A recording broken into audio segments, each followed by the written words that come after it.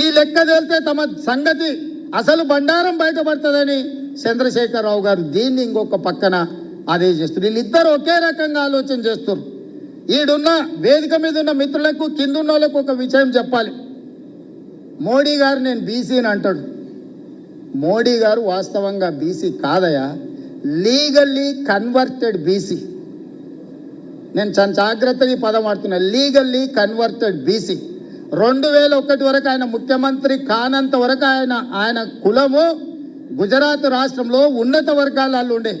ఆయన ముఖ్యమంత్రి అయినాక ఆ కులాన్ని తీసుకొచ్చి బీసీలో కలుపుకున్నాడయా చట్టం చేసి. ఆయన పుట్టుకతో బీసీ కాదు, నరేంద్ర మోడీ గారు పుట్టుకతో బీసీ కాదు, పుట్టుకతో ఉన్నత కులము. కానీ 2001లో ఆయన ముఖ్యమంత్రి అయిన తర్వాత ఆయన కులాన్ని తీసుకొచ్చి బీసీ కులాలలో కలిపి మీ దాంట్లో ఇత్తేసి పొత్తుగూడిండు. ఇక మీ ఇష్టం, ఆ పైన మీ ఇష్టం. ఆయన కుర్చీలో నేను బీసీని ఉన్నా కదా మీకు అందరికి ఎందుకు అంటుండు. ఆయన సర్టిఫికెట్ ఈరోజు బీసీ ఉండొచ్చు, కానీ మనస్తత్వం మాత్రము బీసీల వ్యతిరేక మనస్తత్వం.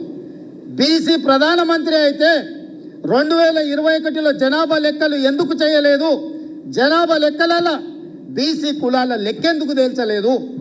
ఇవాళ 2025లో బీసీ లెక్కలు మొత్తం జనాభా లెక్కలు కడతాం అంటుండు. నేను ఈ వేదిక మీద నుంచి డిమాండ్ చేస్తున్నా నరేంద్ర మోడీ గారిని, రేపు చేయబోయే జనాభా లెక్కలల్లో బీసీ కులాల జనాభాను కూడా జనాభా లెక్కలలోనే చేర్చి నీకు చిత్తశుద్ధి ఉంటే లెక్క కట్టు, లెక్క తేల్చు. ఇవాళ మేము చేసింది తప్పు అంటున్నారు కదా.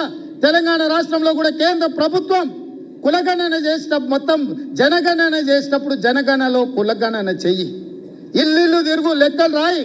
ఆ లెక్క తీసుకొచ్చి ముందల పెట్టి కాంగ్రెస్ పార్టీ రాహుల్ గాంధీ గారు చేసిన లెక్క ఇది, నరేంద్ర మోడీ చేసిన లెక్క ఇది అని రెండింటిని పక్కన పెట్టి చూపించు. బలహీన వర్గాలది ఇప్పటి వరకు లెక్కనే చేయలేదు మిత్రమా. లెక్కలు ఎవరు కూడలేదు, లెక్క ఎవరు కట్టలేదు. లెక్క కట్టండి లెక్కలు తీసుకొచ్చి చూపించి ఈ లెక్క ఇట్లుంది, ఈ లెక్క తప్పు ఉంది అని అంటే ఇక మరి చదువుకున్న మా బలహీన వర్గాల మేధావులు ఆలోచన చేయాలి, ఆ జాతికి నాయకత్వం వహించే వాళ్ళు చేయాలి. మమ్మల్ని ఈరోజు తప్పు పడితే ఈ తప్పు మాకు కాదు మీకే నష్టం. ఈ లెక్కలు పక్కాగా తేల్చినాం. ఇవాళ 56.33% బలహీన వర్గాల లెక్క తేలింది ఏబిసిడి ఈ కేటగిరీ కింద.